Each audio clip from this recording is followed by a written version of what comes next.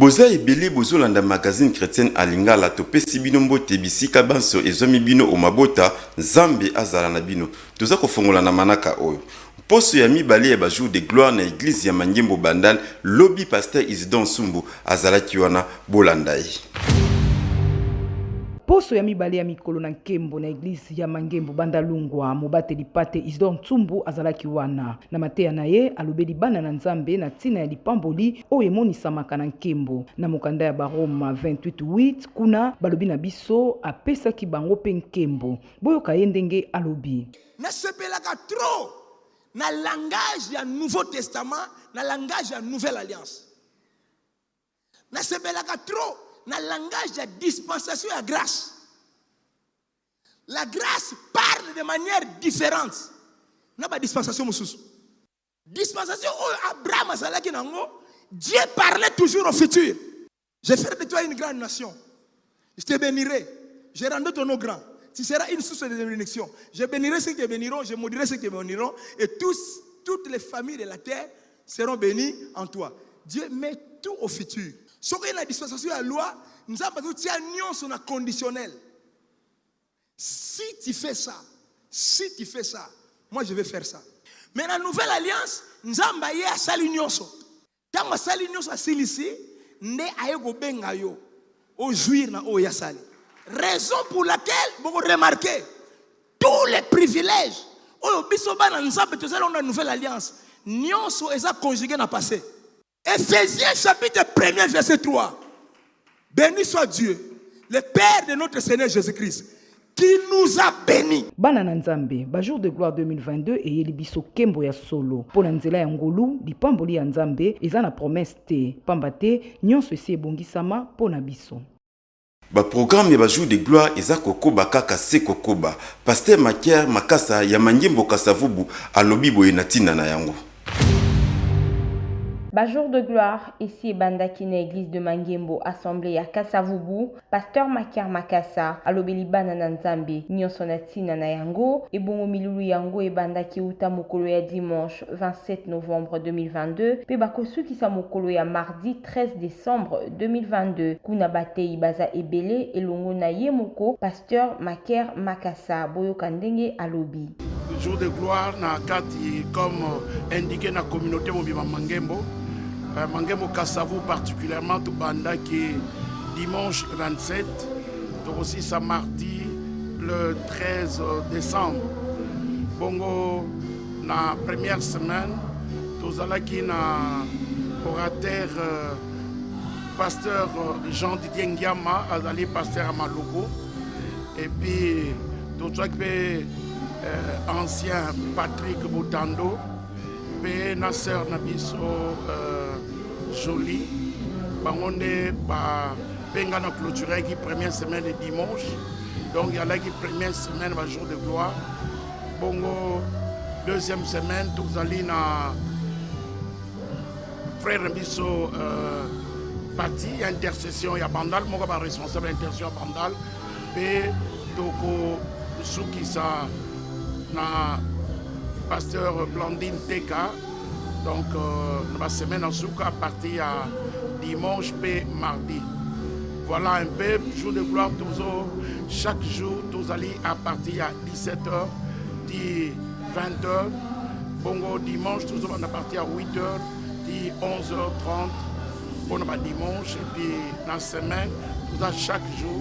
Mais pour nous renforcer, on aller dans un réveil matinal, et aller chaque jour à partir à 5h30, 6h45, et conduit par la Sainte Seine, Ndenge Moulimo Nanzambe, et conduit à ici. Église de Mangembo Kasavubu, Ezomina Avenue Djolu, numéro 66B, na direction ya Chaba, na commune ya Kasavubu, Boya Ebele, Nzambe Apambola Bino. Pasteur Makier Makasa alobeli biso na tina ya emoniseli tope etindia ya ba jour de gloire na nguma mobimba ya Kinshasa tope na communauté mobimba ya Mangembo bolanda ndenge alobi. Révérend Makier Makasa alobeli biso pona tina ya emoniseli ya ba jour de gloire na communauté mobimba ya Mangembo kolandisama na ba programme oyo évêque Espérance Mbakadi apesaki na etonga nyonso ya Mangembo na mokili mobimba boyoka ye. Le jour de gloire yali opportunité oyo communauté ya Mangembo zopesa au travers Mosali Naye, notre visionnaire, notre date d'espérance Mbakadi. Bah, on que partout où il y a Mangembo, que ce soit en Amérique, en Europe, en Afrique, au Congo, à Kinshasa particulièrement, chaque église de Mangembo est allée organiser un jour de gloire en fonction de l'église mère au siège de l'institution à Mangembo et ce date d'espérance à Zali Kokamba.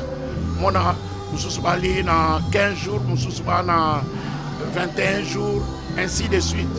Donc, na lingi ko bengisa bana nyonso bali banzinga zinga ezala ya Mangembo ezala na zinga zinga pona koya ko kumisa nzambe. Omoni ba jour de gloire et ali activité comme le nom le dit ba jour de gloire très très important. Date d'espérance makada la biso ke sanza ya solo année 2022 en principe et si la mois de novembre. Mais pendant le mois de décembre, pour planifier, pour programmer, pour salama année prochaine. Donc année prochaine, ils ont se préparé dans le mois de décembre. Donc c'est pour dire que c'est très important. Pour notre calendrier spirituel, il y a l'année 2022, et celui là, mois de novembre, mois de décembre, ils ont planifié pour programmer. C'est vrai aussi parce qu'on va rater l'opportunité à se séparer dans le mois de novembre pour 2022. Na décembre pas rater encore. Communauté ya Mangembo lo sambo nde lo sambo ya boye ebongo nzambe ya pambola te. Évêque Espérance Mbakadi akitaki wuta mokolo mwa lobi na ngumba mokonzi ya Bincha pona milulu minene ya Kabod 2022 na mboka Côte d'Ivoire. Bolanda ye na miko ya Nathalie Atatama.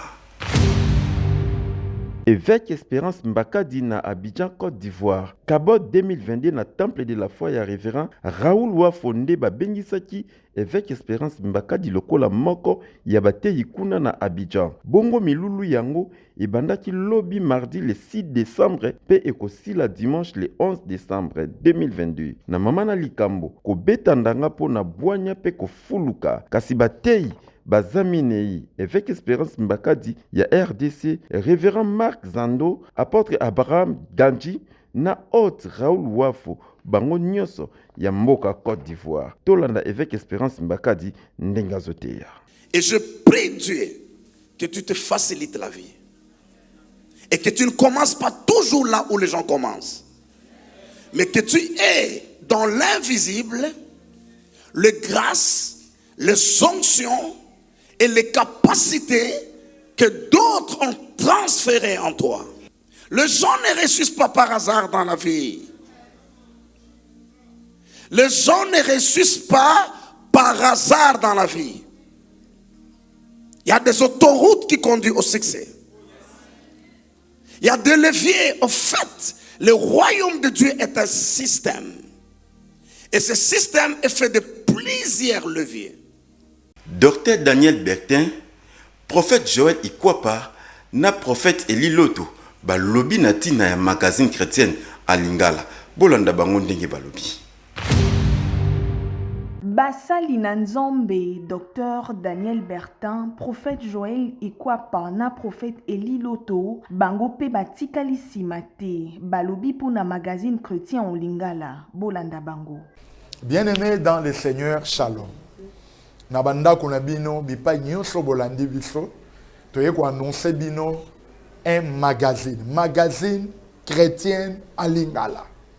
Eza magazine ezo banda na télévision na bino vers pâturage, la télévision qui donne des repos. En tout cas, nous faisons appel tozo benga ba chantre, ba annonceur, ozana produit na yo.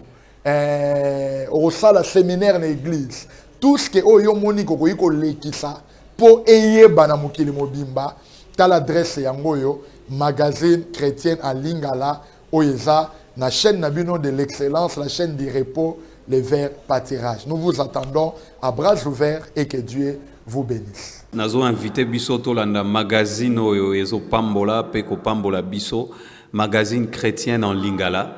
C'est pour nous les chantres, pour les hommes de Dieu que nous sommes, pour na biso bana na Nzambe, c'est une bonne plateforme et pas wapi toko legisaba publicité, toko salaba promotion et même nous allons faire passer les prédications afin de bénir tous les chrétiens partout dans le monde. Nous sommes vers pâturage, que le Seigneur vous bénisse. Ok, bana nyonso Kinshasa, bandeko nyonso yo bolingaka makambo nzambe, magazine chrétienne na lingala, yango ebandi. Soko lingi eloko zo sala. Et comme la Congolais na ba Kinoise na facilité landaka magazine chrétienne. En tout cas, magazine chrétien en lingala eza plateforme oyo eye kosa la promotion ya ba activité nyonso ya bana na Nzambe. Yesu aza mokonzi pe mobikisi na biso elingi kolobake tokomi na suka ya magazine mais totanga nanu liboso Bible.